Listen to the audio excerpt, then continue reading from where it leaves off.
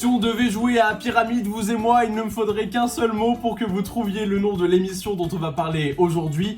Alors si je vous dis Vachette, non, ce n'est pas L'amour est dans le pré, ça c'était la semaine dernière. Il s'agit bien évidemment d'Interville, au cœur de ce nouveau numéro d'un été devant la télé.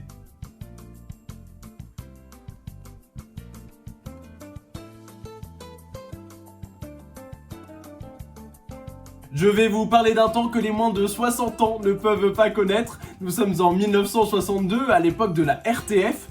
Non, pas l'ORTF, la RTF, la radiodiffusion télévision française. Et même dans les années 60, on aime bien piquer les idées de nos voisins.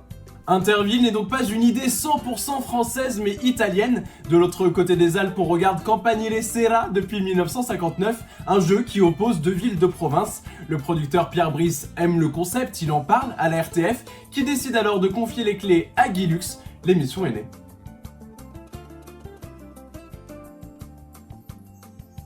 Symbole du programme, les Vachettes sont déjà là en 1962 dans le match qui oppose Bayonne à Dax. L'épreuve est un véritable succès et le public adore entendre le fameux « Top à la Vachette ». Interville, ce sont aussi des piscines, des toboggans et l'immense mur des champions. Tous ces jeux sont organisés au sein d'une arène où le public est en folie pour soutenir sa ville, ce qui fait tout le sel de l'émission. Ça crie partout, ça proteste, et tout ça en direct.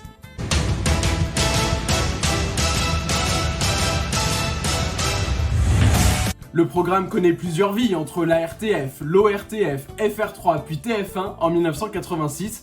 Interville subit une baisse d'audience puis s'arrête en 1991 avant de revenir 3 ans plus tard avec Jean-Pierre Foucault.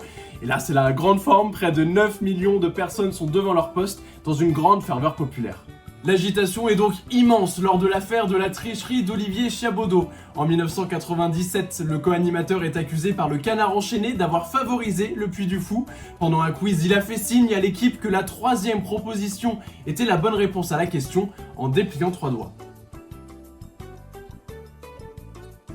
Moins de 2 mois plus tard, l'animateur est licencié par TF1 pour faute grave. L'émission s'arrête en 1999 et revient en 2004 sur France Télévisions, d'abord sur France 2 puis sur France 3, avant d'être annulée faute d'audience en 2009.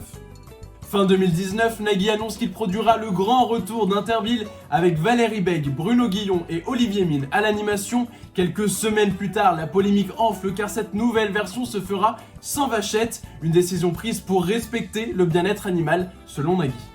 L'émission était censée revenir durant l'été 2020 mais vous savez ce qui s'est passé, coronavirus, confinement, gestes barrières, tout ça. Le projet est-il simplement en pause ou complètement à l'abandon? On le saura dès que la situation sanitaire se sera améliorée.